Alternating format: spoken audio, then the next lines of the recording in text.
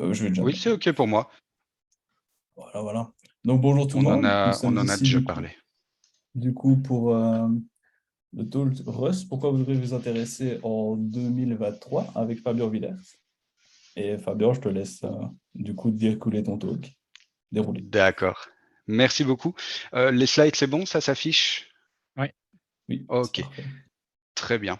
Eh bien, merci à tous d'être présents. En tout cas, ça fait plaisir d'avoir eu un retour après le DFD, hein, parce que c'est un talk que j'ai fait au DFD il y a quelques semaines et de savoir que ça intéresse du monde et qu'il y a encore des gens qui veulent en savoir plus sur Rust, ça me fait plaisir.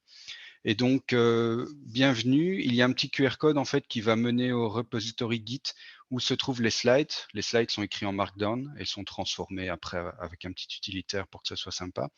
Et également la démo de code qui va se faire par la suite est déjà sur le GitHub. Et sur le GitHub, vous trouverez des tags permettant de rejouer la démo avec les différentes étapes qu'on fera tout à l'heure, avec un code très simpliste et qui évolue de plus en plus idiomatiquement vers comment on aimerait écrire du Rust par la suite. Voilà. Alors évidemment, ici, on est à distance, donc je ne vais pas refaire les questions habituelles que j'aime bien poser en début de talk, notamment pour voir s'il y a des développeurs C, C++ dans la salle ou des développeurs web, etc. J'imagine que vous avez tous un parcours similaire. Je me permets, Fabien, tu partages des slides ou tu partages GitHub? Là, je partage des slides actuellement, normalement. Ok, donc on voit GitHub du coup. Ok, alors j'ai mal fait mon Faut que truc. tu changes d'écran, je pense. Je vais recommencer ça. Alors, désolé, je vais retrouver mon... ok, le bouton Share et on recommence, donc Windows. Ah oui, ok, donc c'est parce que j'ai voulu partager les slides en full screen, il a perdu le truc, c'est pas grave, on va pas le faire en full screen, on va le faire juste comme ça. Là c'est bon, vous voyez les slides? Non, on voit toujours Non. GitHub. Ouais. Ah bah il y a un problème alors. Qu'est-ce que c'est que ça? Je suis désolé pour le petit désagrément, pourtant on avait vérifié juste avant. C'est les aléas du direct. Voilà, en fait c'est ça, je choisis pas la bonne fenêtre depuis tout à l'heure. Hop là. Parfait. Là, ça devrait être bon. OK, Oui, c'est désolé. parfait. Donc, on va démarrer. Je vais juste cacher ça et repasser en mode présentation. Comme ça, j'ai mes notes. C'est toujours OK?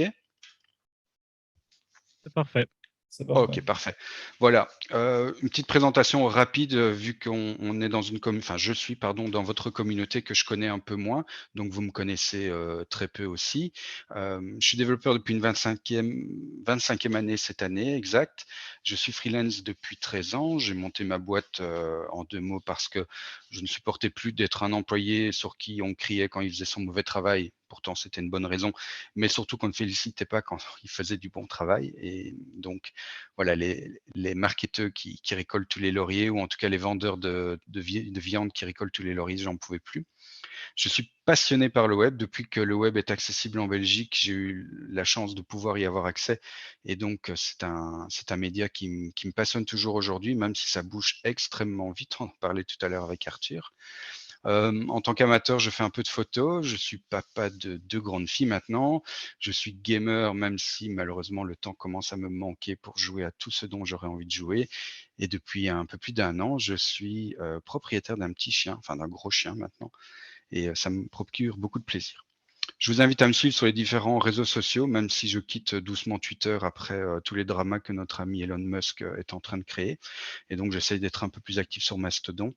Et je vous invite également, si vous souhaitez éventuellement partager les opportunités professionnelles ou en tout cas élargir votre réseau professionnel, à m'inviter et à se connecter sur LinkedIn. Voilà, ça c'était pour la partie plus ou moins administrative. De quoi va-t-on parler aujourd'hui? On va parler de Rust et de son écosystème. On va voir un peu quels sont les inconvénients et les avantages de pousser Rust peut-être dans votre entreprise ou en tout cas de l'utiliser sur vos projets. On va voir quelles sont les applications que vous pourriez développer avec Rust et de voir les opportunités professionnelles qui aujourd'hui s'ouvrent en Belgique, au Luxembourg ou en tout cas en Europe. Il y aura une petite démo, une plutôt longue démo même d'ailleurs, parce que c'est pas simple toujours le Rust à comprendre. Et à la fin, je vous présenterai quelques ressources pour pouvoir continuer sur cette voie si ça vous intéresse. Alors, pourquoi est-ce qu'on parle de Rust aujourd'hui? Parce que Rust est un langage qui pousse beaucoup dans l'industrie et qui commence à être utilisé par de nombreux acteurs et des acteurs plutôt importants. Tout le monde connaît Amazon Web Services. C'est probablement l'un des premiers cloud providers qui permet d'écrire des cloud functions en Rust. Alors c'est cool parce que déjà AWS c'est probablement pas le cloud provider le plus cher, mais en plus vous allez pouvoir écrire des cloud functions qui sont rapides, optimisés, qui n'utilisent pas des grosses machines ou des grosses instances, et donc on va pouvoir immédiatement proposer une réduction de coût peut-être à son employeur ou à son projet de startup. Alors on a Firefox aussi qui est un acteur qui utilise Rust, hein, c'est historique. Je vais rebobiner un peu, mais au niveau de Mozilla, en fait, il y avait un développeur qui, à un moment donné, dans sa vie, habitait un immeuble dont l'ascenseur tombait régulièrement en panne. Et ça le rendait fou parce que je pense qu'il habitait un étage assez haut. Alors même si pour la santé, ça peut être une bonne idée de prendre l'escalier plus régulièrement, ça l'agaçait beaucoup en fait que le software de son ascenseur, parce qu'après avoir enquêté un peu sur les problèmes, c'était pas un problème matériel, mais un problème software, et ça l'agaçait très fort. Et il s'est posé la question de savoir, tiens, comment on pourrait améliorer en fait les langages de programmation pour pouvoir produire des artefacts qui sont plus sûrs et plus performants et qui peuvent présenter moins de failles techniques comme les dépassements de mémoire, les pointeurs invalides et des choses comme ça. Et de fil en aiguille, il a inventé avec d'autres personnes chez Mozilla, et Mozilla a d'ailleurs sponsorisé le projet de nombreuses années, je pense que c'est encore le cas. C'est comme ça que Rust en fait est né. On propose un langage de programmation qui est plus safe par rapport à du C, du C++ ou voire même de l'assembleur, et qui aussi a tout un tas d'autres avantages dont on va parler ensuite. Alors, le troisième acteur que j'aime citer, c'est Deno. Pour ceux qui ne connaissent pas Deno et qui connaissent Node, eh bien, c'est le Node en verlan, entre guillemets. Et donc, c'est le créateur de Node qui ne travaille plus pour la fondation, je pense, qui gère Node, qui a réinventé en fait cet écosystème, mais qui a réécrit le moteur en fait avec Rust. Et donc, c'est comme ça qu'on arrive à des performances dépassant celles de Node, qui pourtant sont relativement bonnes, mais qui les surpassent aujourd'hui. Ensuite, il y a le noyau de Linux qui commence à avoir quelques modules qui sont écrits en Rust. De nouveau, quand on est au cœur d'un operating system avec le kernel de Linux, on veut en fait augmenter les performances, on veut augmenter la sécurité et on veut augmenter la stabilité. Eh bien, Rust est un très bon candidat pour ce but-là. Et donc aujourd'hui, le noyau de Linux n'est pas réécrit en Rust, mais les modules qui peuvent être chargés dynamiquement commencent à l'être, certains en tout cas, et on espère que ça évoluera dans ce sens. Dropbox aussi, tout le monde aujourd'hui, je pense, connaît Dropbox, utilise Rust notamment pour un composant qui est un visualisateur de fichiers, il me semble, je ne sais plus exactement lequel, mais vous le voyez en fait dans les slides hein, qui sont accessibles sur le GitHub, tous les liens, tous les mots qui sont écrits en rouge sont des liens vers mes sources, pardon, que je vous invite à consulter si vous souhaitez en savoir un peu plus sur ces différents acteurs et pourquoi ils utilisent Rust. Il y a Cloudflare notamment. Cloudflare, je pense que même si les gens ne connaissent pas, en fait, c'est un acteur incontournable. En fait, aujourd'hui, Internet ne fonctionnerait probablement pas si Cloudflare n'existait pas. C'est un relais et un proxy pour tout un tas d'infrastructures et ils utilisent abondamment Rust. Alors, il y a Discord, évidemment. Les plus gamers d'entre nous connaissent probablement cette plateforme très bien. Il faut savoir que de nombreux composants de Discord sont écrits en Go.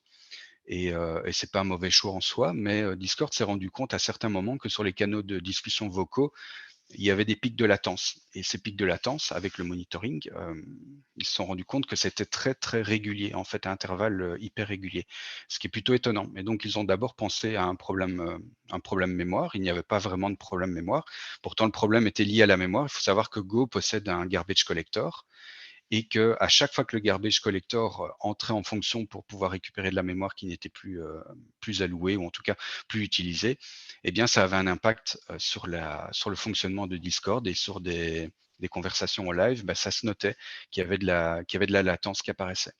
Et donc ils ont décidé de réécrire cette partie-là du système de communication chez Discord en Rust pour ne plus avoir un garbage collector en tout cas.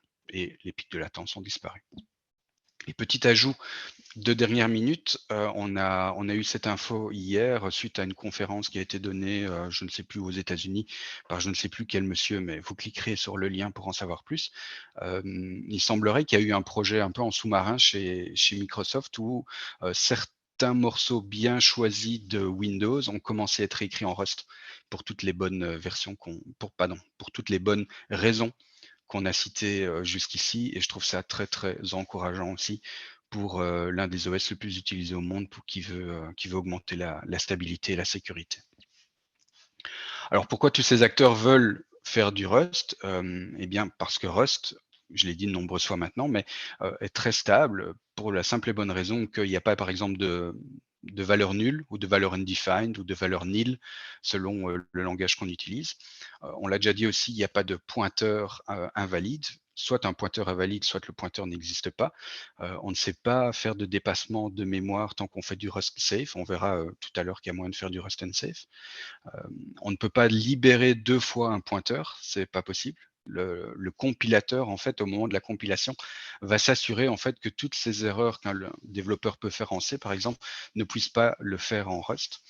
Et on est exempt aussi de tout ce qui est data race conditions quand on travaille avec de multiples threads. Alors toujours dans les points pourquoi est-ce qu'on veut faire du Rust aujourd'hui, eh bien on s'est rendu compte après 7 années consécutives dans l'enquête annuelle que Stack Overflow mène auprès de ses utilisateurs, qui sont nombreux, que Rust est le langage préféré. Alors il peut y avoir un petit biais cognitif à ce niveau-là, on peut imaginer que seuls les développeurs Rust répondent à l'enquête, mais j'ai été vérifier les chiffres et il semblerait que statistiquement, les développeurs Rust ne soient pas surreprésentés dans l'enquête, donc ça reste quand même un point appréciable, se dire que finalement c'est le langage préféré des développeurs, c'est qu'il y a une bonne raison derrière. Et un point un peu amusant, mais peut-être pas tant que ça, mais il est recommandé par la NSA, simplement aussi parce qu'il est safe et que la NSA, qui utilise de nombreux logiciels aussi, préférerait que les logiciels soient écrits en Rust pour éviter les problèmes de sécurité et de la nation. Voilà. Quant aux avantages, on en a parlé de beaucoup, mais je les sépare en général entre 6 points importants. Les performances. Pourquoi Rust est performant en fait aujourd'hui sur nos machines? Parce que il n'y a pas de runtime. Quand vous faites du .NET par exemple, vous avez un runtime qui vient avec et qui aura un impact sur votre application, quel que soit le code de votre application que vous ayez écrit, que vous avez fine-tuné, vous avez été très proche des algorithmes, de la performance, etc. Il y aura toujours le runtime qui, à un moment donné, doit se charger, doit prendre la main, doit faire des choses au niveau de l'operating system. C'est pareil en Java, vous avez une JVM, et à un moment, il faut que cette JVM se mette en route et qu'elle compile le bytecode. Alors, je n'ai plus fait de Java depuis 30 ans, donc peut-être que je dis des bêtises, mais en tout cas, à l'époque, c'était comme ça et je pense que je ne dis pas de bêtises. On l'a dit aussi quand on a parlé de Discord et de Go, il n'y a pas de garbage collector. Donc, à aucun moment, il y aura un processus au sein de votre applicatif qui va prendre la main ou va prendre des ressources ou quelques ressources pour pouvoir faire son travail. On ne va pas être surpris par ça. En termes de fiabilité, vous allez le voir tout à l'heure dans la démo, mais les données, les variables que vous allez déclarer en Rust sont immutables par défaut. Alors, ça peut paraître rien, mais quand on commence à développer, on peut partir du principe que tout est immutable. On sait que les données ne vont pas changer. Alors c'est débile ce que je dis là, mais je trouve intéressant de marquer les variables uniquement celles qui peuvent être changées, parce que le compilateur va faire des vérifications uniquement sur ces variables-là pour éviter qu'elles soient modifiées à 2 moments ou que le pointeur soit libéré à deux endroits différents. Rust est thread save et memory save pour les mêmes raisons, parce que le compilateur va s'assurer en fait qu'on n'accède pas aux données à 2 endroits différents ou à 2 moments différents de manière mutable. En termes de productivité, c'est un écosystème qui est vraiment très agréable à côtoyer parce que la documentation est fantastique. Le compilateur aussi, même si au début on a un peu du mal avec lui parce qu'il a tendance à souvent nous cracher des erreurs, mais c'est pour notre bien. Le compilateur est très précis dans les erreurs qu'il va relever. Il va souvent vous dire, voilà, ça c'est l'erreur que vous rencontrez, pour quelles raisons vous avez cette erreur et comment vous allez pouvoir la corriger. Et même, il est capable en fait de dire, tiens, c'est sur cette erreur, enfin, pardon, c'est sur cette ligne-là qu'il y a une erreur, et ça a un impact aussi à cause d'une ligne qui aurait été déclarée plus haut. et il met des petits symboles comme ça où on peut retrouver ces lignes. C'est assez cool. En termes d'écosystème, le package manager est très bon. Pour ceux qui font du Node ou du .NET, il y a NuGet ou NPM, etc. C'est à ce niveau-là, voire même un petit peu meilleur pour une raison dont on parlera quand j'accéderai au point de la pérennité.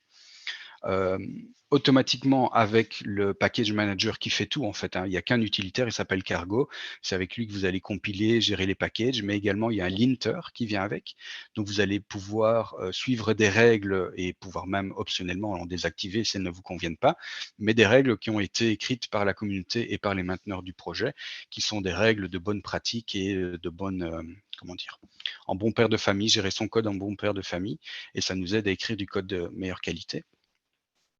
Il y a un langage serveur protocole qui existe aussi, donc tous les IDE un peu modernes qui supportent LSP vont pouvoir intégrer le Rust Analyzer, ou je ne sais plus comment il s'appelle, qui permet justement à l'IDE de discuter avec le compilateur Rust pour afficher les erreurs ou des informations suite au linter dans votre IDE. Donc ça, c'est plutôt cool aussi. Donc en fait, en termes de productivité, hormis les quelques inconvénients qu'on parlera au slide suivant, on est très bon. En termes de versatilité, on va en parler aussi, mais on peut créer pratiquement tous les types d'applications dont on rêverait aujourd'hui, hormis peut-être certaines. On verra ça tout à l'heure. Et en termes de pérennité, là, c'est assez bien ce qu'ils ont pensé, les mecs chez Rust. C'est que on est aujourd'hui sur du Rust 1.0 et il n'y aura jamais de Rust 2.0. Donc tout ce qu'on va écrire en Rust va être systématiquement compatible au fur et à mesure de l'évolution du projet.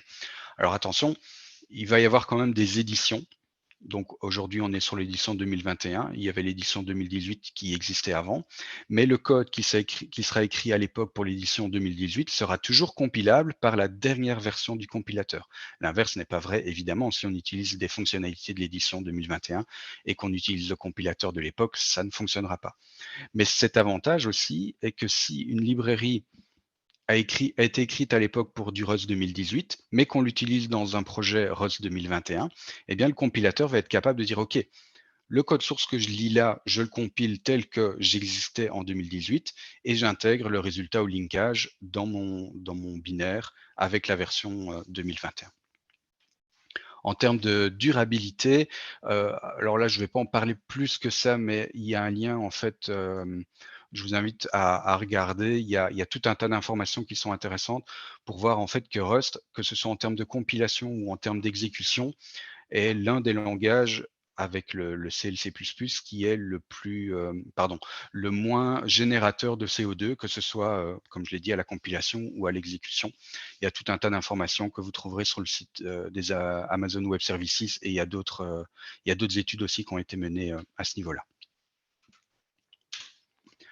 Ah oui, ça c'est un petit tweet que j'avais posté quand j'ai commencé à travailler sur ce talk, et je trouvais ça assez rigolo. Enfin, c'est une blague d'informaticien évidemment, mais voilà, il y a deux types de personnes dans le monde, ceux qui ont peur des pointeurs, et après il y a du garbage en fait, parce que ceux qui utilisent les pointeurs, parfois ils oublient de le désallouer, ou parfois ils l'ont désalloué 2 fois, et en fait on lit de la mémoire qui nous appartient plus, et voilà, ça c'était pour la petite blague d'informaticien. On voit le site que tu as ouvert, mais on voit plus tes slides. Ah zut. Faut que tu ensuite. Voilà, là c'est bon. Voilà, autant pour Parfait. moi. Bon, je vous laisse la lire, la petite blague. Bon voilà, c'était pour avoir un moment plus cool dans la présa. Alors, en termes d'inconvénients, parce qu'il y en a, hein, je veux dire, on est tous à un âge ici, je pense, dans la conf, où on sait que les arcs-en-ciel et les licornes, ça n'existe plus.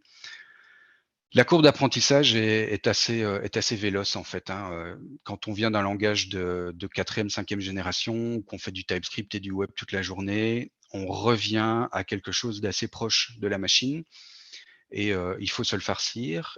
Il faut réfléchir parfois à la taille et l'espace qu'on utilise au niveau de nos structures, et en termes de, comment dire, de mots-clés, et cetera, il y a des choses un peu, véloces à reprendre en main.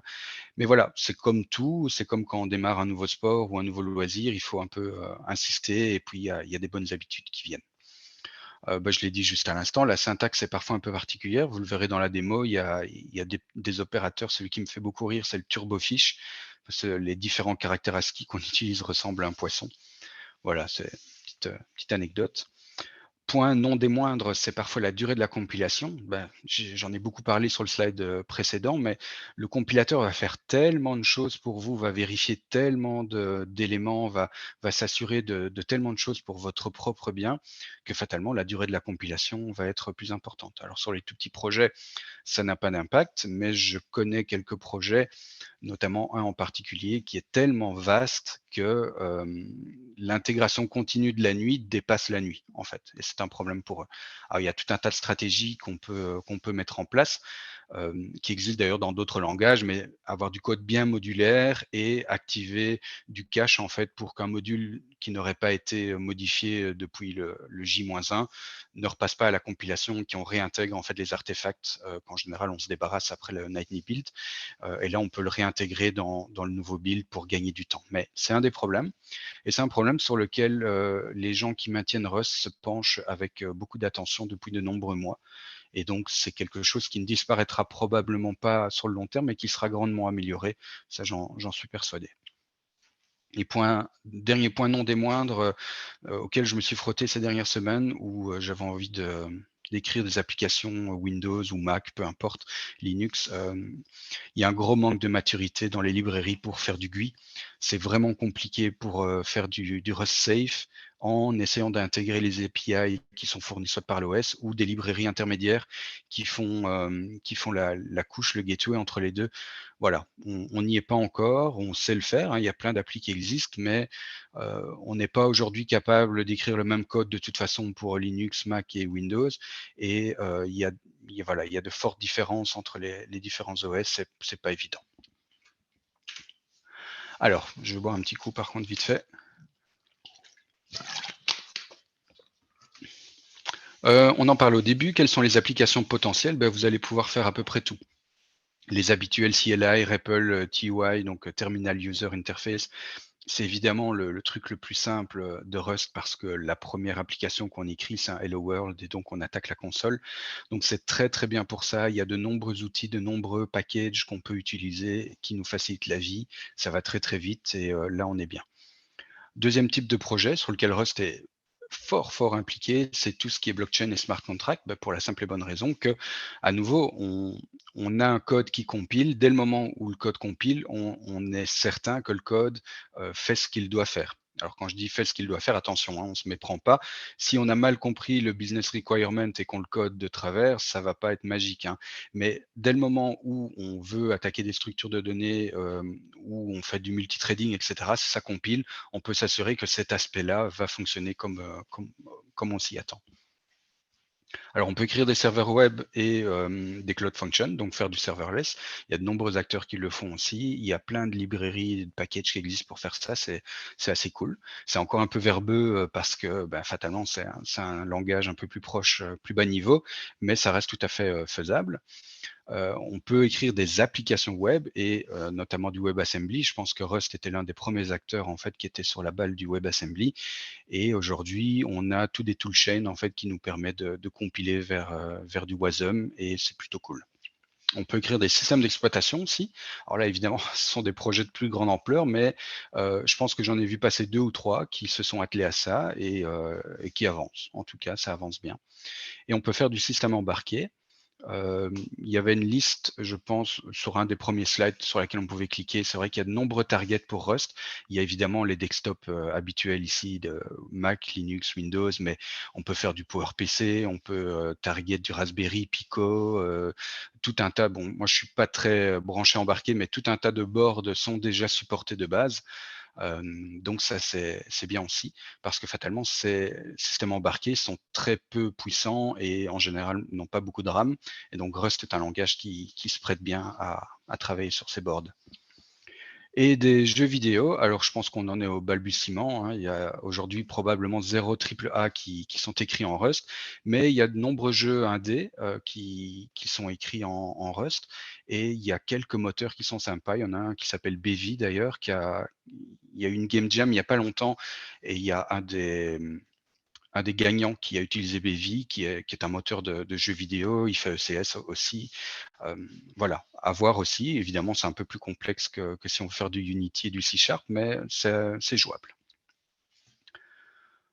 Alors, on en est dans l'adoption aujourd'hui de Rust, et c'est l'une des raisons pour lesquelles j'avais envie de vous parler de Rust aujourd'hui, c'est que si on prend la courbe habituelle de l'adoption des technologies que vous avez sous les yeux, on n'est clairement plus dans la première zone ni la deuxième où il y avait les innovateurs et les visionnaires, mais j'ai le sentiment qu'on n'est pas encore tout à fait au niveau des pragmatiques.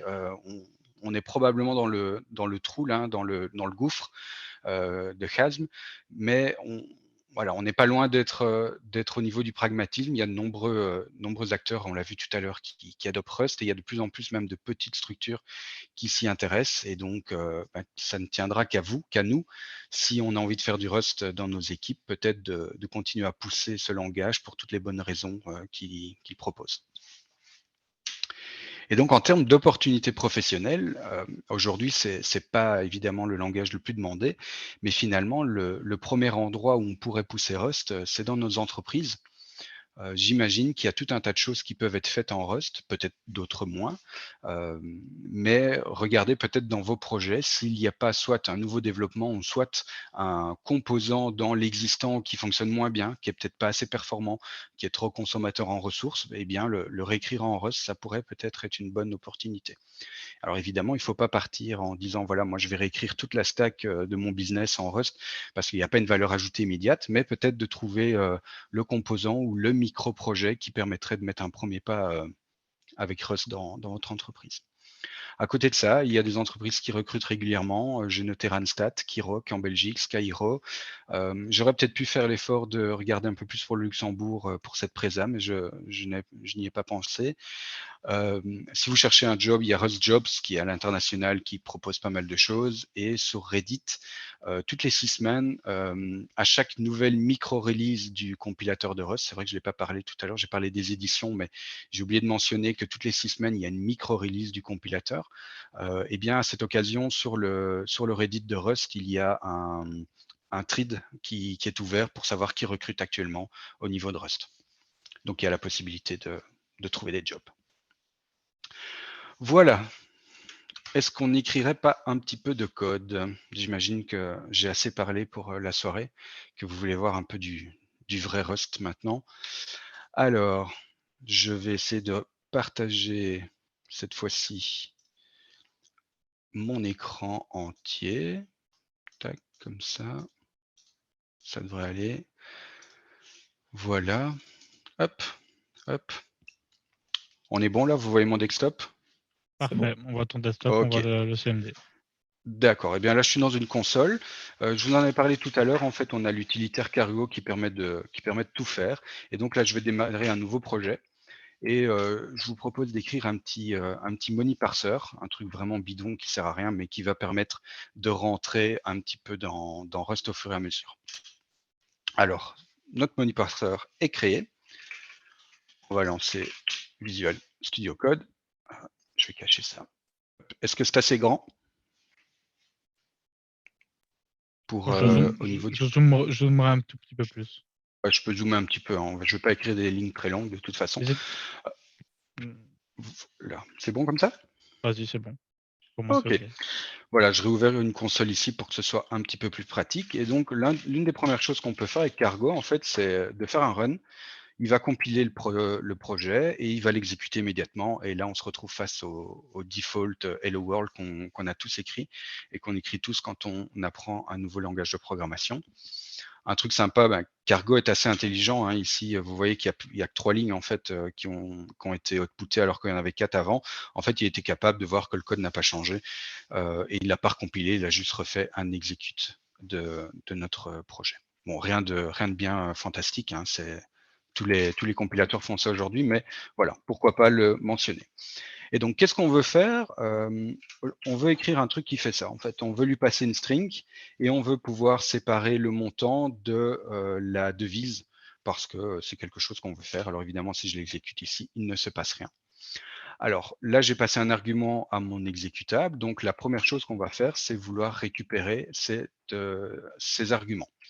Donc, je vais créer une variable. Je vais l'appeler args, par exemple. Donc, le mot-clé pour définir une variable, c'est le mot-clé let. Et donc, comme je vous l'ai dit tout à l'heure, cette variable, elle est immutable par défaut. Alors, qu'est-ce que je vais affecter à cette variable? Je vais aller chercher, en fait, ce qui se trouve dans les arguments. Et pour ça, en fait, on a une petite méthode qui s'appelle args, qui fait partie d'un namespace qui s'appelle env. Et vous voyez que mon Visual Studio a ajouté automatiquement un petit use qui permet en fait de mettre dans le scope toutes les méthodes que ce namespace me propose. Voilà, donc là, j'ai récupéré les informations que cette fonction renvoie. Le problème, en fait, c'est que cette fonction, elle renvoie un itérateur. Vous allez voir ça beaucoup en Rust, il y a énormément d'itérateurs. Parce que Rust, en fait, hérite un petit peu des langages de programmation fonctionnelle, notamment Haskell, et ils aiment bien pouvoir chaîner tout un tas de choses. Et donc, qu'est-ce que j'ai envie de faire? C'est en fait collecter. D'ailleurs, vous l'avez vu ici, hein, quand mon Visual Studio l'a mis, il ne le met plus maintenant, mais bon, bref, il a vu en fait que args ici était un itérateur, et donc je vais faire un collect. Le problème, le collect, c'est qu'il va consumer tout l'itérateur et le mettre dans une collection, peu importe laquelle à ce stade, mais que lui, à ce stade, il ne sait pas vraiment dans quel type de collection. Donc, je vais devoir l'aider. Et donc, je vais devoir typer ma variable ici, malgré que le compilateur est capable de faire énormément d'inférences, en fait, au niveau des typages. Ici, je vais quand même devoir l'aider. Et on va mettre ça dans quoi? On va mettre ça dans un vecteur de string. Alors, tous les langages de programmation ne proposent pas de vecteur. En fait, un vecteur, c'est simple, c'est un array, c'est un tableau, sauf qu'il n'est pas fini. On peut augmenter sa taille dynamiquement. Donc là, j'ai récupéré les arguments qui ont été parsés depuis l'environnement. Et dans un premier temps, on va simplement les afficher. Alors, vous voyez ici, c'est un peu particulier. On le voyait d'ailleurs tout à l'heure dans le Hello World. J'aurais pu en parler à ce moment-là, mais comme je savais que j'allais récupérer println encore après, il y a un petit point d'exclamation ici, en fait. Println, c'est pas une instruction du langage, c'est une macro. Et une macro, c'est quoi? C'est de multiples instructions du langage qui sont mises dans un token, on va dire, qui à la compilation va être expanded, va être étendu dans les différentes instructions qu'il propose. Alors pourquoi est-ce qu'on a une macro? Parce que println, en fait, ça permet d'afficher du texte dans le stdout, donc la sortie standard. Mais finalement, écrire dans la sortie standard, c'est pas aussi simple qu'il n'y paraît. Alors, c'est pas le truc le plus complexe de l'univers, mais en gros, on doit récupérer le descripteur de fichier stdout, on va le locker pour éviter que quelqu'un d'autre l'utilise pendant qu'on en a une référence, et puis on va faire un write dessus, et on va peut-être mettre un \n, et là, pour mettre un saut de ligne, etc. Donc, finalement, si on devait chaque fois écrire ça, ça ferait 3-4 lignes de code et sans grande valeur ajoutée. Et donc, par défaut, on a déjà une macro qui est là pour nous. De plus, les macros sont assez bien fichus dans le sens où Rust ne permet pas d'avoir des fonctions à nombre de paramètres multiples. Si vous définissez une fonction avec 3 paramètres, il faudra toujours l'appeler avec 3 paramètres. Or ici, quand on veut faire un print, eh bien, on pourrait par exemple mettre un placeholder ici et poser une variable qui est notre argument. Mais si derrière je mets une autre variable, je veux l'imprimer, je vais mettre un deuxième placeholder, vous voyez qu'en fait, ma macro, elle accepte de plus en plus de paramètres, chose qu'une fonction n'est pas capable de faire. Alors, si ça vous intéresse beaucoup, je vous invite à aller voir le code source de println qui vous décrira ce que ça fait. Mais évidemment, les macros ne sont pas dans le scope de ce talk. D'ailleurs, je ne maîtrise pas suffisamment les macros encore à l'heure actuelle pour pouvoir vous en parler. Alors ici, on voit que j'ai oublié d'enlever l'ancien placeholder pour la variable i, et donc le compilateur est bien sûr très intelligent et très vaillant pour me dire que j'ai fait une bêtise. Voilà. Alors, comme le compilateur prend quand même des ressources, vous avez probablement l'habitude que quand vous écrivez, je sais pas moi, du JavaScript, ce soit quasiment instantané que vous avez un retour du compilo ou du transpilateur. Ici, il est quand même configuré pour n'agir que quand je fais une sauvegarde du fichier. Alors évidemment, vous ne me voyez pas, je fais des CTRL-S tout le temps pour avoir cet output en fait qui revient immédiatement. Mais évidemment, comme c'est un peu plus ressource intensif, il faut sauvegarder le fichier. Et donc ici, il me dit une erreur dont on ne va pas trop discuter pour l'instant, on en parlera peut-être après, mais je vais lui passer en fait un descripteur dans mon placeholder pour lui dire ce qu'il doit faire. Le 2 points, point d'interrogation, ça veut dire, voilà, je suis en mode debug et je veux afficher le contenu de cette variable. En gros, c'est ça, et pour l'instant, on va s'en tenir à ça. Donc là, si j'exécute notre programme, on voit que dans args, en fait, j'ai un tableau avec 2 éléments. Le premier élément, c'est l'exécutable qui est exécuté, et le deuxième argument, c'est l'argument que j'ai passé.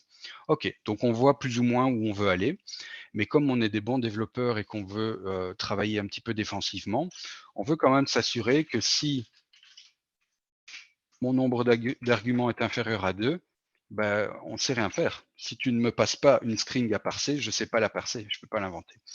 Et donc à ce niveau-là, on va faire ce qu'on appelle un happy path et un bad path. C'est que ici, très tôt, on va essayer de sortir pour dire, voilà, ça ne sert à rien de continuer, on ne sait rien faire.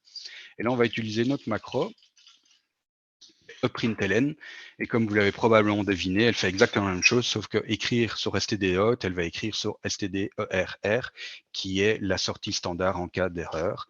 Et on va passer un message not enough, par exemple. Comme ça ne sert à rien d'aller plus loin, on va aller chercher un autre namespace qui a été rajouté automatiquement par Visual Studio ici, et on va sortir. Donc, vous voyez, j'ai encore parfois du mal avec la syntaxe.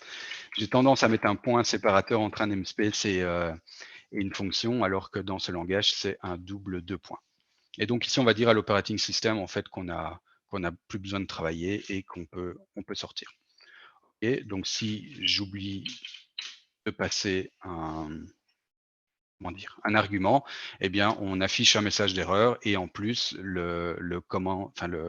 l'interpréteur de commande capte qu'il y a une erreur vu que je ne sors pas avec un code 0 et me met un petit message supplémentaire. OK, ça c'est bien. Maintenant, on va vraiment parser notre string parce que c'est quand même notre boulot.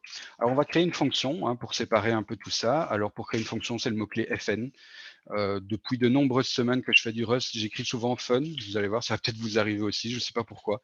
Peut-être parce que je m'amuse beaucoup à faire du Rust, mais voilà. Alors, cette fonction, elle va prendre des choses en paramètres, on va voir quoi, et elle va avoir aussi quelque chose en sortie. Alors, la première chose qu'elle va prendre en paramètre, en fait, c'est une référence à une string. Donc, je vais l'appeler S, par exemple. Et donc, je vais typer cette variable S en lui disant que c'est un ampersand de str. Alors, vous allez voir, une des choses probablement les plus complexes aujourd'hui en Rust pour un débutant, c'est les différents types de strings qu'on a. Je crois qu'il y a 16 ou 18 types de strings. Alors, ne vous enfouillez pas directement avec ce que je viens de déclarer. La plupart du temps, ils ne sont pas tous utilisés. On va utiliser typiquement string, qui est vraiment là une vraie string telle qu'on l'entend dans la plupart des langages. Et ici, on a un pointeur sur un str qui est en fait un slice, donc un morceau de string, mais ici, ça va être un morceau de string qui représente toute la string. Et c'est un pointeur en fait qui va nous permettre de pointer sur la string. Alors pourquoi est-ce qu'on va passer un pointeur?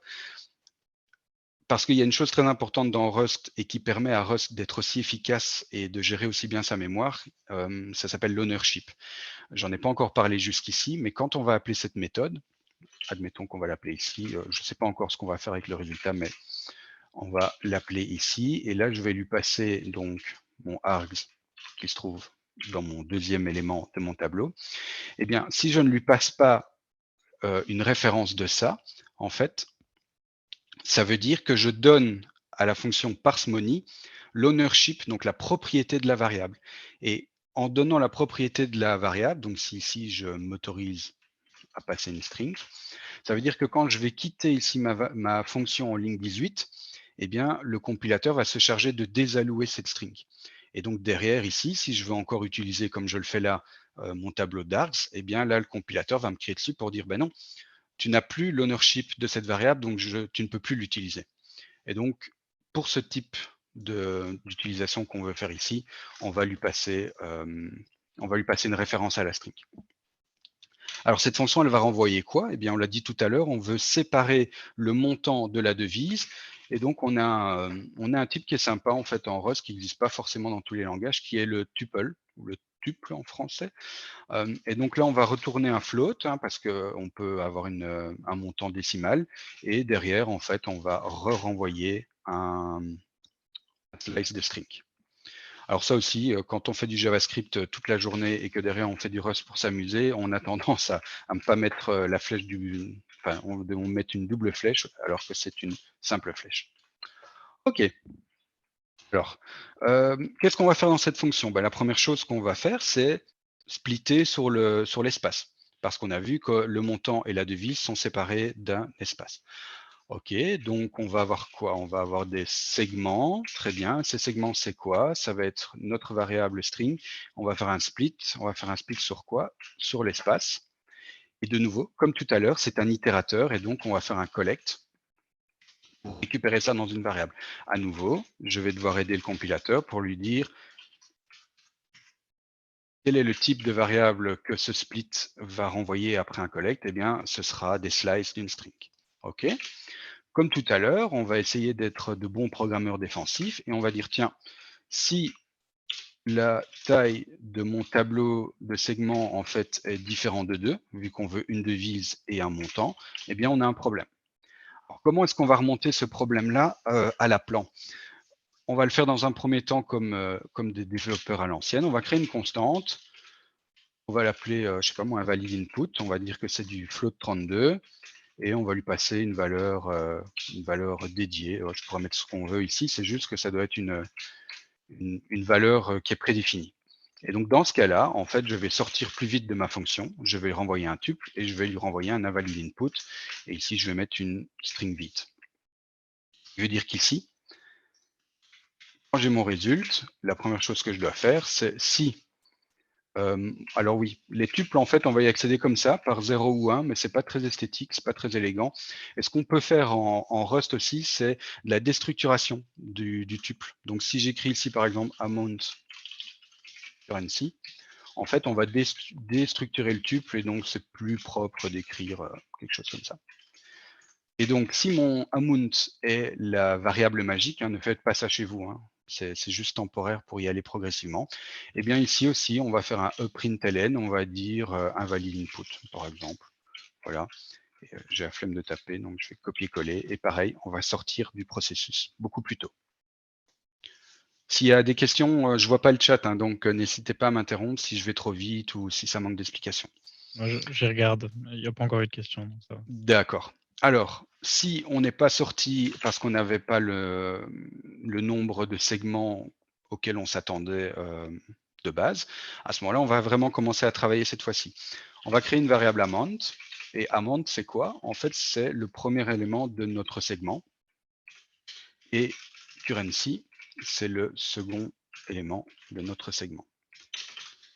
On pourrait renvoyer ça, mais comme vous vous en doutez, amount ici, en fait, il est de type... Oui, alors là, c'est un truc aussi, vous ne voyez pas mon clavier, mais quand on fait CTRL-ALT et qu'on reste appuyé dessus sur le clavier, en fait, on peut voir les types qui ont été inférés par le compilo. Donc ça, c'est cool. Par défaut, c'est affiché en permanence. Et ça devient très, très verbeux, en fait, en Rust, parce que quand on va avoir des fonctions qui sont chaînées avec des itérateurs, des maps, des filters, des reduce, des fold et des trucs comme ça, ça devient ingérable, surtout quand on a aussi des fonctions inline, des closures et des choses comme ça. Alors par défaut, je le désactive, mais il y a ce shortcut CTRL-ALT qui me permet de le réactiver juste à la demande. Et donc je disais, amount ici, c'est un type string slice, alors que ce n'est pas ce qu'on avait défini. Nous, on veut un float 32. Et donc, on va aider le compilateur, on va lui dire, tiens, ça, on aimerait que c'est du float 32. Alors évidemment, si je sauve là, c'est pas bon. Mais il y a une méthode très sympa qui existe, qui est parse. Et le parse, en fait, va faire le taf, normalement. Oui. Parse va faire le taf, mais parse est bien fichu et bien écrit, et elle va retourner en fait un résultat plutôt que renvoyer la valeur immédiatement. Et donc, on va s'attarder à ça un peu plus tard, mais dans un premier temps, je vais juste déballer le résultat pour obtenir la variable directement du bon type. Et cette fois-ci, je sauve, tout a l'air de bien fonctionner. Alors, OK, ici, il me dit que j'utilise pas cette variable-là, mais on va réécrire notre debug ici, fonction comme ça. Voilà. Et on n'a plus besoin d'arg, mais ici, on va dire qu'on veut afficher l'amount et la currency. Voilà. Donc ça, de nouveau, c'est ce dont je parlais tout à l'heure, en fait. Si je reviens comme ça, c'est le linter, en fait, qui me dit ici, tiens, c'est pas normal, quoi. Tu as créé une variable et tu l'utilises pas. Donc, c'est pas une faute, en fait, le compilateur peut passer, mais c'est le linter, en fait, qui m'aide à écrire du code de meilleure qualité. OK. Alors, si on réexécute notre programme, bah, cette fois-ci, on voit que le split a bien fonctionné. Tout va bien. Mais bon, ici, on a mis un unwrap. Je vous ai dit de pas y faire attention, mais c'est pas la bonne façon, c'est pas la bonne façon de travailler. C'est vraiment pas idiomatique. Alors, pour certains cas, ça peut le faire, hein, quand on fait du prototypage, un peu comme ici, mais si cette application devrait partir en production, là, pour le moment, elle n'est pas qualifiée pour la production. Il faut améliorer le code. Pourquoi? Parce que tout simplement, si j'ai un montant ici qui n'est pas correct, eh bien, Rust va paniquer. Donc, quand on veut essayer d'accéder au résultat d'un result, mais que ce résultat, en fait, n'est pas correct parce qu'il est en erreur, eh bien, essayer d'accéder au résultat provoque, en fait, un crash, un panique de la stack de Rust, et on sort parce qu'il y a eu un problème, et ici, on voit qu'il n'a pas su parser un float, ce qui est logique, vu que ce n'est pas un float que je vais passer. Et donc, on va améliorer ça. La première chose qu'on va faire, c'est de se dire, tiens, notre méthode ici, parsimony, elle est capable d'échouer. Alors, on ne va pas lancer d'exception, il n'y a pas d'exception en Rust, mais on va faire comme tout bon développeur Rust voudrait le faire, on va renvoyer un résultat. Et ce résultat, en fait, c'est un enum. C'est un enum qui a deux variants. Il peut soit être OK, tout va bien, ou soit être en erreur. Et donc ici, je crée un générique dont le premier élément de mon générique, c'est la valeur quand tout va bien, et le deuxième générique, c'est la valeur quand tout va mal. Alors, on va prendre une bonne pratique aussi. On va se débarrasser de ce chiffre magique qui ne sert à rien. Et on va créer un enum. Dans cet enum, on va l'appeler comment? On va l'appeler parsimony error. Pour le moment, on n'a qu'une possibilité. Et la possibilité, c'est on n'a pas réussi à parser. Donc, notre parse. Je sais pas. Je suis pas très inventif là comme ça en live. Je sais plus ce que j'avais mis dans la démo, mais on va mettre ceci. Et on a un deuxième cas ici, c'est plutôt ce cas-là que j'aurais dû traiter en premier, en fait. Pardon, j'ai brûlé une étape. Et donc, on va créer un deuxième cas dans notre enum qui est invalid input. La première chose qu'on va faire ici, plutôt que renvoyer un tuple un peu magique comme ça, c'est qu'on va renvoyer le variant ERR, qui est un variant de type result ici. Et on va lui dire que l'erreur est la suivante, c'est un parsimony error invalid input. Okay. Et dans le cas ici, en fait, on ne va pas le traiter ici, ce cas-là, parce que je le traite normalement un peu plus loin, avec une autre syntaxe. Et donc ici, ce qu'on doit retourner, c'est plus notre tuple tel quel, mais c'est le variant OK, pour dire que tout s'est bien passé. Et, ici, j'ai oublié évidemment de dire quel était le type quand on a une erreur. On a créé l'enum à cette fin, et donc cette fonction renvoie un résultat générique dont, quand tout va bien, c'est le tuple, et quand tout va mal, c'est une valeur de notre enum, soit le invalid input, et plus tard, l'autre cas. Alors tout à l'heure, j'ai été un peu vite, j'ai brûlé les étapes, j'ai oublié de vous montrer, en fait, quand le code était écrit comme ça, le côté un peu sympa auquel on n'est pas habitué au début, moi j'ai trouvé ça déroutant, c'est que j'ai pas écrit de return ici. J'aurais pu écrire ça, et c'était tout à fait valide. Mais en fait, j'ai écrit ça et ça fonctionnait. Et d'ailleurs, maintenant, j'écris ceci vu qu'il y a le variant OK. Ça fonctionne aussi. Pourquoi? Parce qu'en fait, par convention, le dernier statement de la fonction exécutée est la valeur de retour. Et vous noterez qu'il n'y a pas de point-virgule ici. Ça veut dire que ceci est évalué au moment de l'exécution. Et comme c'est le dernier statement, c'est ça qui est renvoyé par la fonction. D'ailleurs, si je mettais un point-virgule ici pour terminer mon statement, eh bien, il me dirait que je ne renvoie rien, vu qu'il n'y a rien en dessous et qu'il n'y a pas de return. Donc, c'est assez déroutant. C'est la première fois que je vois ça dans un langage. Ouais, d'ailleurs, j'ai une question par rapport à ça. C'est pas, je veux dire, contre-productif par rapport à cette idée d'écrire du code de bonne qualité? Parce qu'il faut du coup avoir cette convention en tête quand on lit du code en Rust. Alors que Oui, si on il faut le écrivait savoir. simplement return et le point-virgule à la fin, Tout à bah là, fait. c'est un peu universel, quoi. Il faut le savoir, et quand tu t'intéresses à Rust, c'est un des points sur lesquels tu tombes le premier. Mais il n'y a aucun problème à décider d'écrire ceci si toi, c'est entre guillemets ta cam, enfin, c'est pas la bonne expression, mais tu vas voir que plus loin, au fur et à mesure que j'avance dans la démo, ça prend un peu plus de sens en fait. Et c'est juste une habitude à avoir. Quand tu vas lire le code, surtout quand tu lis le code à la limite en anglais, en fait, hein, tu vois OK, donc c'est vraiment le dernier statement de la fonction, tu dis OK, tout va bien. Tu vois, c'est un espèce de marqueur comme ça, un coup de tampon comme à la poste qui dit OK, tout va bien et ça, c'est mon retour. Mais effectivement, c'est un peu déroutant et j'ai pas de, comment dire? J'ai pas encore assez de recul en fait dans l'écosystème pour, sentir si les gens trouvent ça bizarre ou pas bizarre, parce que voilà, les gens enfin, le code Rust que je lis principalement, c'est des librairies existantes de gens qui l'ont écrit il y a 1 an, 2 ans, 3 ans, 15 ans, j'en sais rien. Et ils sont habitués à ça, en fait. Donc, ça leur semble pas déroutant à eux, en tout cas. Alors, par contre, ici, évidemment, là, j'ai oublié une virgule, c'est une bêtise, voilà. Ici, on ne peut plus déstructurer, en fait, le retour de parcimonie parce qu'à ce stade, ici, on ne sait pas si on a renvoyé un type OK ou un type erreur.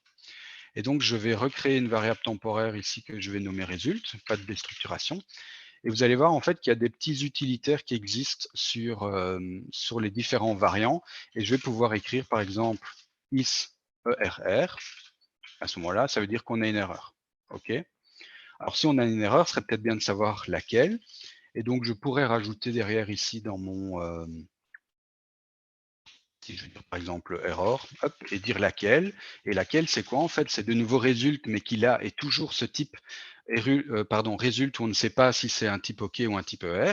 Mais comme je l'ai testé juste avant à la ligne 18, eh bien ici je vais dire quoi? Déballe la valeur erreur pour afficher en fait l'erreur. Alors de nouveau, comme on a eu tout à l'heure, en fait le type erreur ici ne sait pas comment il l'afficher et je vais lui dire temporairement, voilà, affiche-le en tant que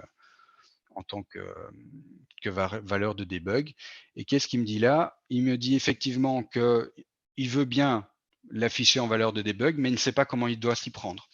Et donc ça, je vais introduire un élément qui est aussi central dans Rust, c'est qu'il existe ce qu'on appelle des traits. On ne va pas rentrer plus dans le détail, mais des traits, c'est ce qui se rapproche le plus d'une interface. Alors, ce n'est pas totalement une interface, mais en tout cas, c'est ce qui s'en rapproche le plus. Et donc, il existe un trait qui s'appelle le trait debug, qui est un trait qui permet justement de formater des variables. Et il y a deux possibilités ici. Soit je manuellement instruis Rust comment est-ce qu'il doit afficher mon enum selon les différents cas quand il veut afficher une variable pour du debug. Mais en fait, quel que soit l'enum que je vais écrire dans toute ma vie, ça va toujours être le même code. Et ça, les gens qui ont développé Rust, ils s'en rendent compte. Et donc, il y a moyen de scaffolder en fait ce code-là de manière automatique. Et pour y arriver, en fait, il y a une espèce de petite syntaxe. On va faire un dérive de quel trait? Du trait debug. Et ici, le compilateur va générer automatiquement le code qui permet d'écrire en fait en debug les valeurs de mon enum. Voilà, vous allez voir tout à l'heure quand ça va s'exécuter. Ici, on a encore un problème, c'est que fatalement, on a toujours cette espèce d'emballage cadeau qui est d'un type result. C'est que ici, j'aurais peut-être dû copier-coller mon code pour pas devoir le dupliquer. Hop, voilà, currency. Et ici, on va aller chercher quoi? Eh bien, on va aller unwrap le result pour de nouveau avoir nos variables amount et currency. Donc, si je réexécute avec le mauvais argument, eh bien cette fois-ci, évidemment, ça fait un peu plus de texte. Il est où? Oui, en fait, là, l'inter me dit de nouveau que j'ai créé un enum qui ne sert à rien. Alors, on va lui faire plaisir, on va la réintroduire après. Et ensuite, il y a toujours cette erreur. En fait, c'est cette erreur-ci qui se passe actuellement et qu'on n'a pas encore gérée. Donc, c'est pas cette erreur-là que je veux tester, c'est le fait que j'oublie de passer un argument. Là, non. En fait, il manque un espace, pardon. Voilà, c'est ça. Donc, si je remets ceci et qu'on ne sait pas avoir deux segments parce qu'on a oublié de mettre un espace entre le montant et la devise, à ce moment-là, on aura un invalid input. On pourrait être plus précis, hein, mais c'est pour la démo. Et par contre, si on le remet, là, on est toujours dans le happy path et tout se passe bien. OK, 18h32, on est encore bien. Comment est-ce qu'on va encore améliorer un petit peu ce code? Alors, on va réattaquer ce unwrap ici qu'on ne veut pas garder, par la suite. Il y a encore une autre construction idiomatique Rust qui est assez géniale à utiliser. C'est le iflet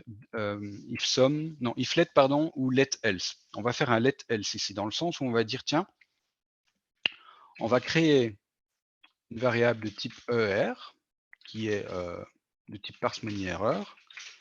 Non, c'est pas ça qu'on veut faire. Pardon. On va créer un OK, pardon, de amount currency, qui sera en fait le résultat de ce parse. OK, jusque-là, c'est space, hein, ce que j'écris. Par contre, si ça ne se passe pas bien, et c'est là où le else est intéressant, à ce moment-là, ici, on va faire quoi? Un return de parse-money error, et là, on va aller créer notre parse erreur de tout à l'heure. Je ne sais plus comment j'avais appelé cannot parse, admettons. Oh, j'ai mis un blanc trop. Cannot parse. Du coup, ceci n'est plus nécessaire. Et en fait, là, j'écris de la merde, pardon. Oups. Ici, parse, en fait, il parse juste oh là là, un amount. Le currency, il faut continuer à le faire comme ça, mais là, c'est juste une string. OK, je récapitule. Comment on a transformé notre code? En fait, on exécute le parse et automatiquement, on dit, tiens, si tu nous renvoies un OK avec amount, parce que le parse, c'est ça qui va renvoyer. En fait, c'est un résultat, hein, comme nous, on l'a écrit là, mais il ne va pas renvoyer un tuple, il va renvoyer un float, parce qu'on va devoir lui dire d'ailleurs qu'on veut un float. Si c'est un OK, alors tout va bien et tu jumps à la ligne 40. Par contre, grâce au else, si c'est pas bon, à ce moment-là, tu exécutes ceci et là, on sort de notre fonction et on renvoie une erreur. Donc ici, je disais que le parse, en fait, il est capable tout à l'heure de faire de l'inférence. Là, maintenant, notre variable ici, il sait que c'est du F32 parce qu'il le sait depuis tout à l'heure. Mais si je sauve ici, il va me crier dessus normalement. Non, il ne me crie pas dessus, tiens. Ah oui, OK. C'est encore mieux que ce que je pensais. En fait, comme le code ici est encore écrit et qu'il voit que notre type du premier élément de notre tuple, c'est du F32, en fait, il est capable d'inférer que amount ici est du F32. OK. Bon. Si vous voulez dire à parse vers quel type il veut parser, c'est là où l'opérateur turbofiche dont je parlais tout à l'heure doit être utilisé. Donc, on va dire en fait à parse qu'on veut du F32. Donc le turbofiche, c'est ça en fait, cette espèce de double point, ça ressemble à un poisson, enfin j'en sais rien, mais voilà. Donc en fait là je suis étonné parce qu'il me semble qu'à l'époque où j'ai écrit la démo, j'étais obligé de spécifier le type et donc il n'est pas impossible que ce soit une amélioration qui soit tombée entre-temps avec une des versions du compilateur. Bref, je peux le laisser, ça ne change rien. Donc dans cette itération, qu'est-ce qu'on a fait? On s'est débarrassé du unwrap qui était moche. On gère les différents cas d'erreur. Donc si notre string ne contient pas un espace ou si on n'arrive pas à parser, on le gère aussi. Et ici, on a récupéré le cas d'erreur et on a profité en fait du type result pour écrire ceci. Mais on a encore un unwrap ici qui est pas très joli. Alors, comment est-ce qu'on peut améliorer Du encore coup, ce... Fabien, si tu veux Oui, bien, on a je une petite t'écoute. question dans le chat. Alors du coup, comment s'appelle cette construction? Il y a très particulier implémenté par OK pour faire OK entre parenthèses, 3 petits points égale truc. Alors, je vais revenir sur le type result. Donc en fait, le type result, si tu veux... Attends, je vais écrire en dehors parce que sinon ça va merder. En fait, le type result, c'est ça. C'est type result, je vais écrire 2, où ici, il a un type OK, et ici, il a un type erreur. Okay, simplement ça. Et donc, si je relis la question, alors, parce que je me suis emballé, j'étais peut-être un peu vite. Donc, tu dis quoi? Comment s'appelle cette construction? Pourquoi il y a un train particulier implémenté pour OK? Et donc, en fait, quand on est sur le type OK, donc ça, c'est un enum. Donc, le type OK, c'est là où je voulais en arriver. Donc, c'est ça le... Voilà. C'est ça la définition de résulte qu'on a ici, c'est ça. C'est un enum, et j'ai oublié de le dire, en fait c'est vrai, on en a parlé tout à l'heure avec Arthur, les enums en Rust, c'est probablement la fonctionnalité number one que je préfère, parce que les enums peuvent avoir des valeurs avec elles. Donc mon enum ici, c'est une enum toute nue, un valid input et cannot parse, c'est juste un marqueur, tu vois, un espèce de... Ouais, c'est un marqueur, il n'y a pas d'autre nom. Par contre, dans le cas de résulte, le marqueur OK, il a en plus une variable qui va avec, qui est de type quand tout va bien. Et le variant ERR de mon type résulte, il a en plus une valeur qui est de type TER parce qu'on est dans un type générique. Est-ce que ça répond à la question? Partiellement, parce que c'est vrai que la question c'était pourquoi est-ce qu'on peut écrire ça? Alors on peut écrire ça parce qu'en gros le compilateur ici, il va dire tiens, si le parse ici renvoie un type OK, eh bien le type T OK qui est censé être un float 32 parce que je lui ai dit là, eh bien je vais le stocker dans une variable dans le scope ici à partir de la ligne 42 que le développeur a décidé d'appeler amount. OK? Je sais Ça pas fait qui a sens posé en la tout question. cas. Ouais, c'est OK, Yvan. OK, super. Vous allez voir, ça va prendre encore plus son sens quand on va voir le pattern matching. C'est dans pas très longtemps. Alors ça, on n'en a plus besoin et c'est vrai que pour les énigmes, j'aurais dû en parler. Donc, tout va bien. Donc on peut parser ça, ça va et si on met, non, je mettais un X ici, eh bien cette fois-ci, on a notre énigme cannot parse qui est remonté à ce niveau-là et on est capable en fait, d'extraire l'erreur et de l'afficher. Hem Il y a une petite chose que je voulais améliorer avant qu'on revienne sur l'unwrap, c'est ceci en fait. Imaginons qu'on ait un exécutable, voilà, et je lui passe Toto, Fabien, Luxembourg, tout ce que vous voulez. Bah, ça continue à fonctionner en fait, hein, parce que j'ignore complètement toutes ces variables-là. Par contre, en termes mémoire, c'est peut-être un peu con que je crée une variable ici avec autant d'arguments que l'utilisateur a décidé de me passer, sachant que moi, il n'y a jamais que le deuxième argument qui m'intéresse. Et donc, on peut transformer ça et on peut utiliser une des méthodes qui se trouve sur l'itérateur, qui est la fonction nth, en fait, qui nous permet de dire, tiens, renvoie-moi l'élément qui se trouve à cette position-là. Du coup, ici, c'est plus un vecteur de string, on verra bien ce que c'est.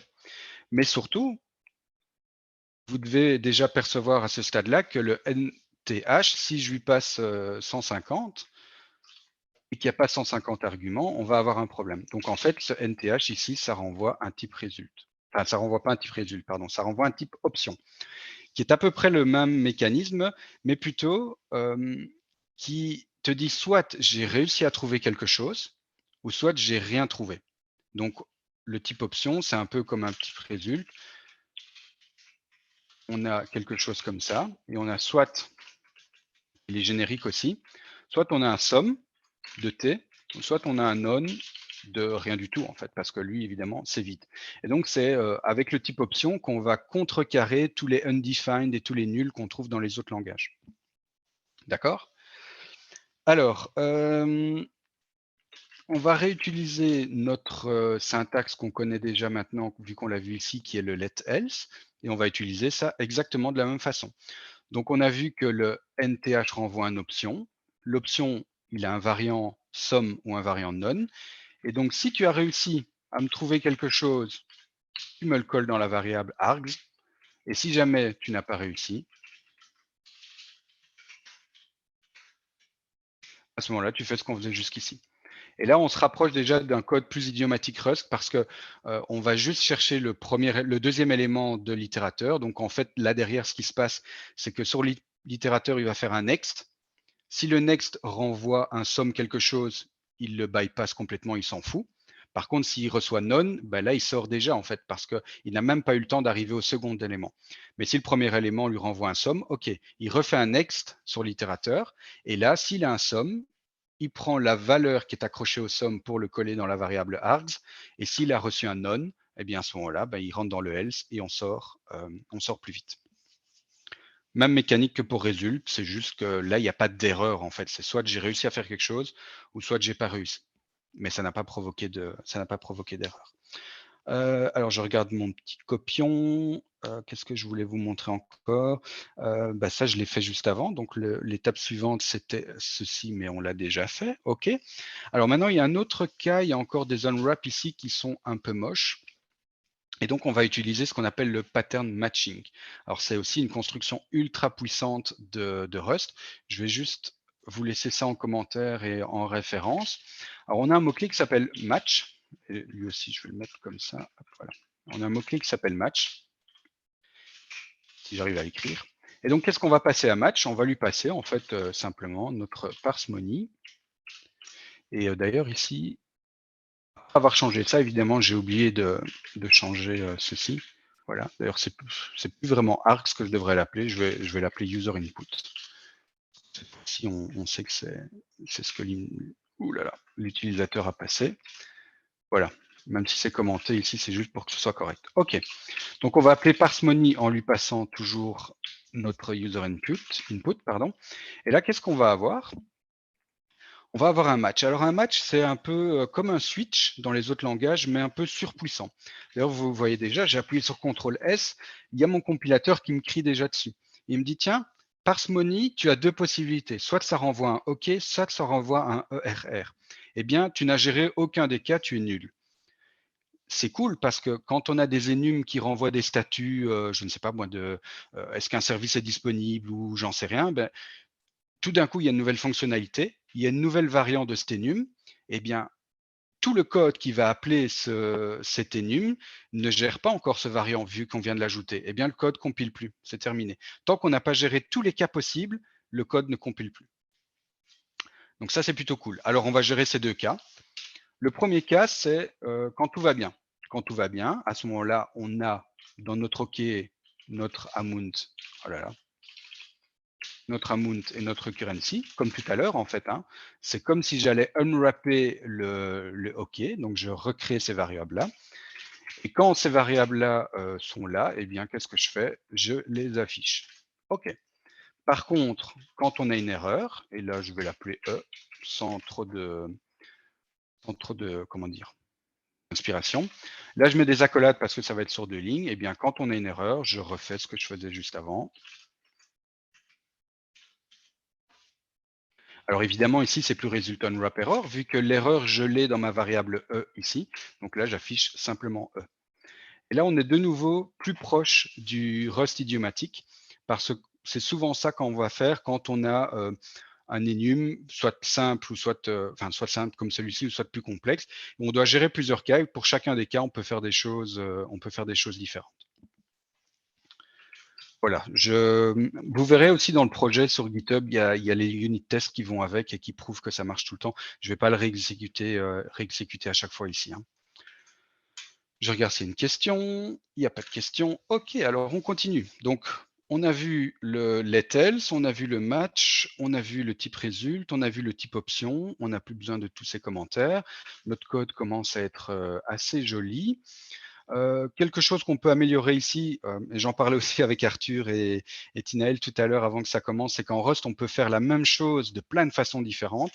Alors, il s'avère que quand on veut splitter sur un blanc, c'est tellement courant qu'il existe en fait un split white space. Donc, je vais adapter le code pour que ce soit encore plus précis et en termes de mon intention initiale. OK, alors on va réutiliser un match pattern et là on va rentrer un peu plus dans des choses assez folles.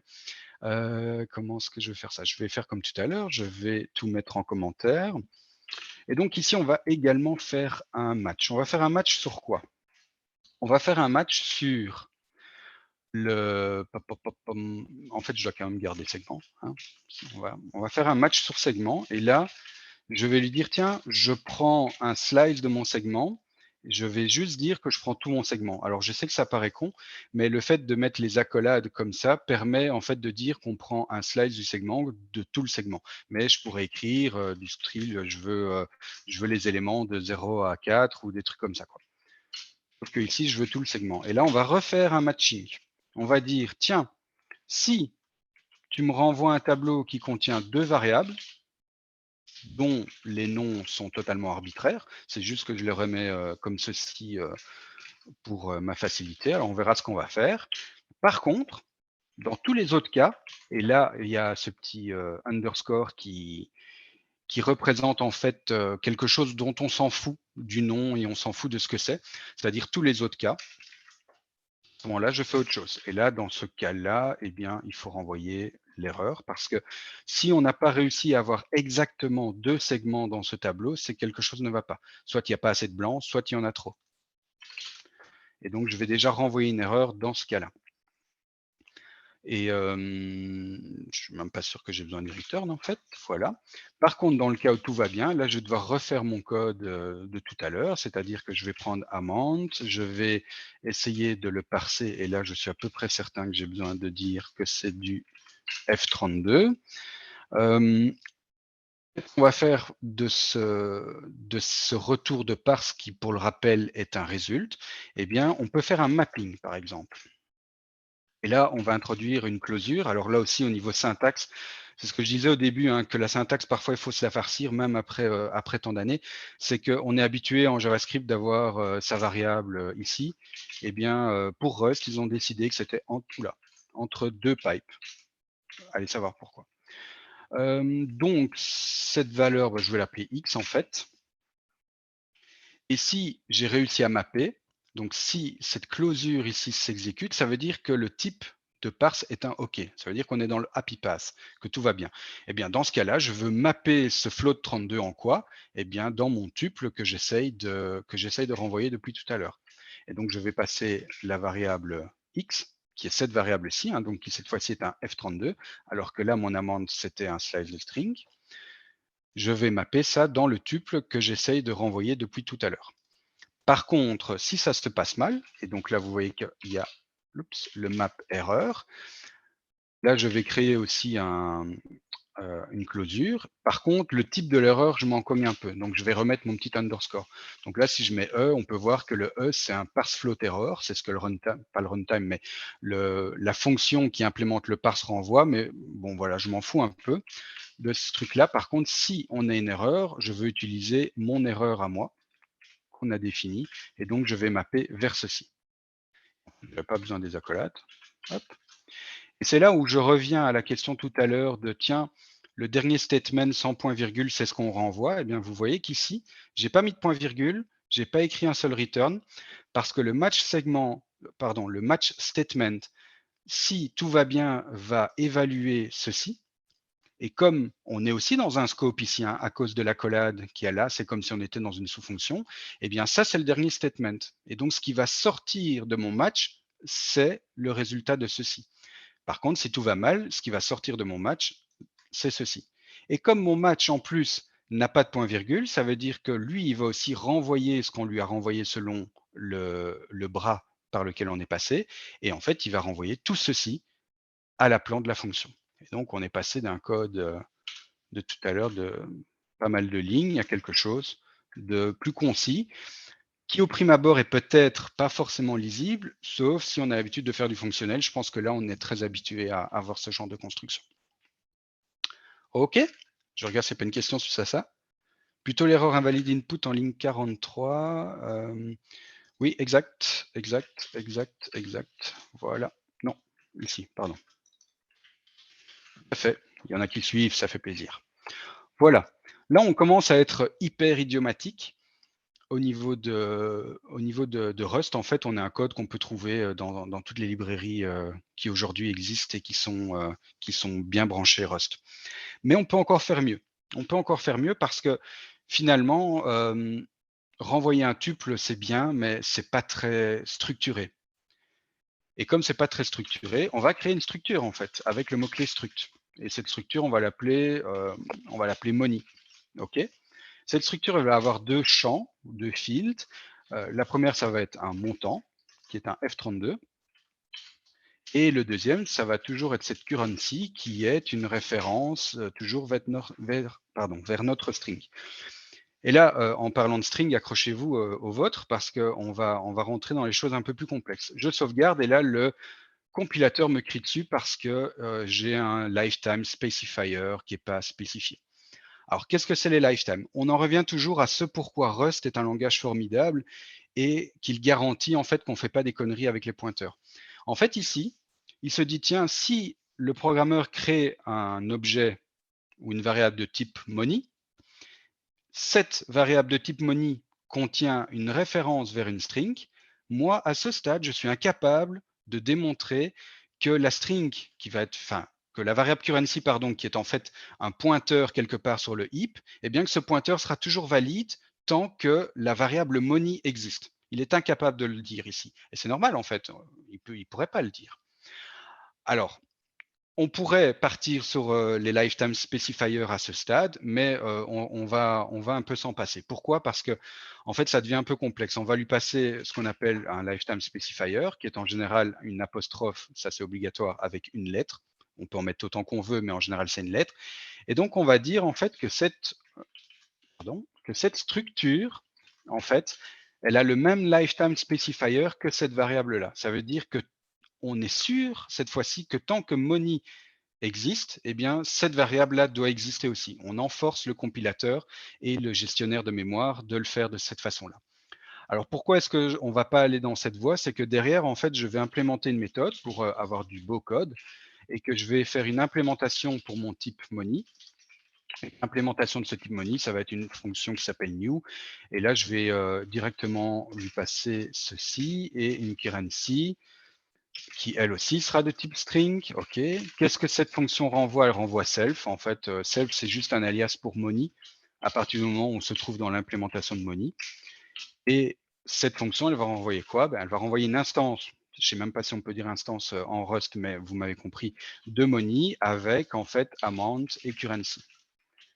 Comme on a des lifetime specifiers, ça veut dire que ici, je suis obligé de faire ceci, de faire cela, de dire que ici on aura un lifetime specifier, et on s'embarque en fait pour tout un tas de problèmes qui, pour le cadre de cette démonstration, n'a pas de sens.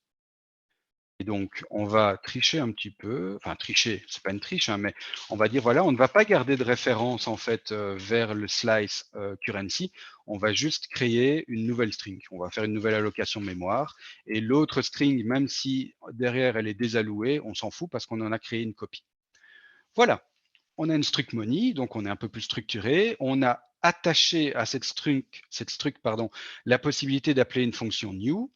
Et donc, notre fonction ici parseMoney, en fait, on pourrait simplement dire que on renvoie un type money. Et donc ici, on ne va plus renvoyer un tuple, mais on va renvoyer money. Et on va appeler la fonction new. Et là, c'est bien x. OK. Et currency, évidemment, vu qu'on n'est plus sur un slice de string, le compilateur nous le dit. Mais c'est pas grave, on va lui dire, tu sais quoi, prends-en une référence qui t'appartient. Et automatiquement, ça va transformer la référence vers un str en un objet string nouvellement alloué. OK. Alors ici, évidemment, je déstructure mon objet tuple, mais ce n'est plus un objet tuple. Donc ici, je vais mettre money. OK. Et alors ici, je vais accéder à mes différents paramètres, à différentes variables, en faisant ceci. Donc là, on a associé une méthode sur le struct money, qui n'est pas une méthode entre guillemets d'instance, hein, c'est une méthode de classe, si on veut faire un penchant avec l'OOP. Je regarde s'il n'y a pas de questions en plus. Non, tout va bien. Mais voilà, on n'y gagne pas grand-chose. Finalement, on a notre méthode parse qui est encore là toute perdue, alors que finalement, elle est intimement liée à la structure money désormais. Et donc, l'une des possibilités qu'on pourrait avoir, c'est de faire simplement ceci. Donc, on pourrait écrire plutôt que où est-ce qu'on est, on pourrait écrire ceci. Voilà, ce serait tout à fait valide. On a associé une nouvelle méthode au type struct et on peut faire un parse, mais on peut faire encore mieux. On peut faire encore mieux. Pourquoi? Parce que j'en ai parlé tout à l'heure, il existe des traits, donc des espèces d'interfaces en Rust. Et l'une des choses un peu plus jolies qu'on peut faire, c'est utiliser un trait qui est exactement dédié à ce qu'on veut faire. Et ce trait, en fait, il s'appelle fromString, enfin fromStr. Donc fromStr, c'est justement prendre une string et la transformer en un type particulier. Donc, on va faire une implémentation de ce trait-là. Donc, je veux implémenter fromStr pour qui? Pour mon type money. Là, j'aime bien toujours demander à Visual Studio de m'aider. Qu'est-ce que ça m'a généré? Donc, je suis obligé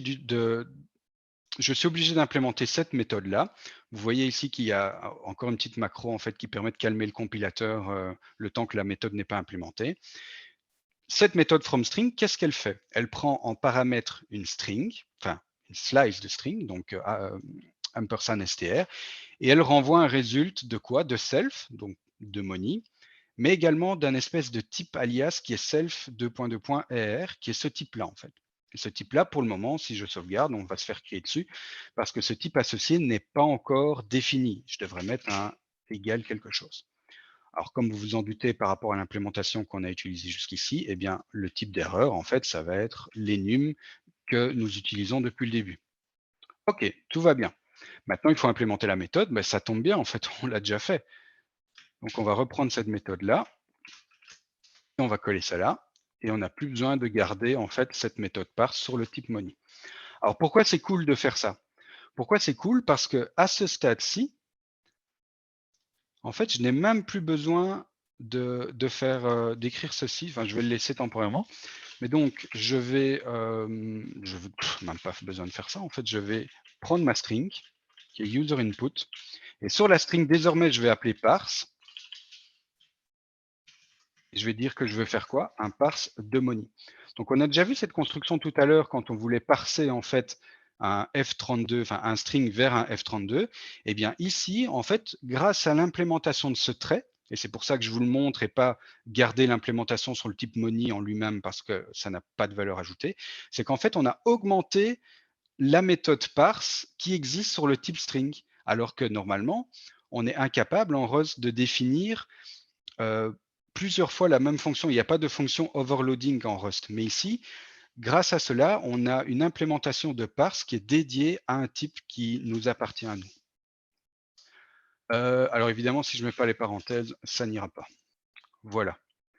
Donc en fait, cette fois-ci, le compilateur, il voit que c'est une string, il voit qu'on appelle parse, et on dit qu'on veut parser en money. Alors lui, il va aller voir dans la V-table, la compilation de Moni, il va voir, tiens, est-ce que tu as une implémentation qui s'appelle FromString parce que le trait s'appelle FromString? Eh bien oui, j'en ai une, et alors il exécute ceci. Et donc là, on est de plus en plus proche d'un beau code idiomatique. Je sais que je dis beaucoup idiomatique, mais c'est un mot que j'aime beaucoup depuis que je fais du Rust. On est très proche, en fait, de quelque chose de propre, de beau. Je jump vite sur le chat. OK, on est toujours bon. Super. Je vois encore un point d'amélioration dans tout ce qu'on a écrit. C'est ceci, en fait, cette espèce de string en fait qu'on utilise quand tout va bien en fait et qu'on veut afficher notre objet money finalement. Et donc là aussi, on a un trait qui est assez intéressant qu'on peut implémenter. Et le trait display. D'ailleurs, on l'avait vu tout à l'heure quand j'avais oublié de mettre le point d'interrogation. Quand on voulait printer la variable, pardon, le variant de l'enum, il me disait, ah tiens, display, il ne sait pas ce qu'il doit faire. Eh bien, en fait, on va l'aider cette fois-ci, en tout cas pour le type money. Et on va implémenter display pour notre type money. On va lui demander d'implémenter la fonction. OK, là, c'est un petit peu plus velu. Alors, c'est un peu plus velu, pourquoi? Parce que le premier argument ici, c'est @self. Donc, en fait, on est comme si on était à l'intérieur de notre objet money et on aura accès en fait aux paramètres de money. Donc ici, si je fais self point, vous voyez que j'ai accès à amount et accès à currency. Ça tombe bien parce que je vais en avoir besoin. Ensuite, on nous passe un formateur, variable f, ok, bon là je ne vais pas rentrer plus dans les détails, mais en gros, c'est sur ce formateur-là que je vais devoir écrire. Donc ici, ça peut être n'importe quel objet qui implémente le trait formateur. Donc ça peut être std_out, ça peut être stdr, ça peut être un fichier, ça peut être un pipe réseau, ça peut être plein de choses. J'ai pas besoin de savoir quoi en fait, c'est du polymorphisme, hein, mais je sais que ça implémente formateur. Et dès le moment où ça implémente formateur, je sais ce que je peux faire ou pas avec. Alors, on va utiliser une autre macro qui est la macro write. Et cette macro, elle est un peu plus bas niveau que print ou que upprint parce qu'en fait, on est capable d'écrire directement sur un formateur. Et qu'est-ce qu'on va écrire sur un formateur? Eh bien, on ne va pas se casser la tête, on va faire exactement ce qu'on faisait avant. Sauf que ici, on va aller chercher self plutôt que money. Ah, je suis un peu fainéant, hein, comme tous les bons informaticiens. Voilà, donc j'appelle ma macro write, je lui dis sur quoi je veux écrire, ensuite je vais lui passer ce que je veux écrire, et comme il y a des placeholders, je dois lui passer des variables. À nouveau, il n'y a pas de point-virgule, parce que le framework est bien fait. La macro write, elle renvoie justement un type result, qui est un result spécifique de ce namespace-là, qui n'est pas exactement le même result que celui-ci.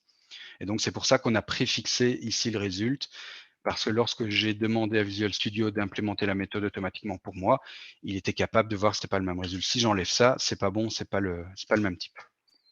OK, donc ma macro write, elle renvoie justement un type résulte, donc j'omets le point virgule, j'écris ceci, et cette fois-ci, dans mon print utilisateur, hein, j'ai envie de dire, dans ma fonction main, donc très haut niveau, eh bien, j'ai plus besoin de me casser la tête. Enfin, c'est même pas une question de se casser la tête, on n'a pas besoin de savoir comment c'est s'afficher, c'est le développeur de la struct qui, lui, sait comment ça doit s'afficher. Donc voilà, je peux simplement mettre mon placeholder avec ma variable et on peut voir que, bon, ça j'ai plus besoin, que l'affichage se passe tout à fait bien. Voilà, je pense que là, on a fait le tour de tout ce qu'on pouvait faire pour ce projet. Je regarde mes notes, j'ai tout dit en fait. J'ai tout dit, en tout cas pour ce projet-là. Comme je l'ai dit tout à l'heure, vous retrouverez en fait ce projet ici dans le GitHub, avec l'avantage supplémentaire que pratiquement tout ce que j'ai raconté sera à chaque fois disponible en fait dans le code. J'ai commenté à chaque fois qu'il y avait une nouvelle fonctionnalité qui était implémentée entre chacun des steps. Donc si je vais à l'étape 4, admettons, vous verrez ce qui a changé entre l'étape 3. Ben, par exemple, ici, c'était l'introduction du match. C'est à peu près tout. Si je vais à l'étape, je sais pas moi, 6, bah là, on a introduit le struct, on a introduit l'implémentation. Je reparle des lifetime rapidement. Donc, vous pouvez rejouer toute la démo que je viens de faire step by step et chaque fois avec des explications sur pourquoi je l'ai fait, si c'était temporaire, à peu près tout ce que je vous ai raconté ici en live. Voilà, j'espère que cette présentation vous aura plu. Que j'ai été clair, concis. Je crois que vous l'aurez remarqué, c'est que je suis très passionné par ça. J'espère que j'ai pas été trop vite et que voilà, n'hésitez pas si vous avez des questions, que ce soit maintenant ou même plus tard par les différents canaux qui existent. Merci beaucoup à toi. C'est très, très C'était un intéressant. plaisir. Donc, je rappelle, nous avons un open feedback pour laisser vos ressentis par rapport à ce talk. Et je vais clôturer l'enregistrement maintenant.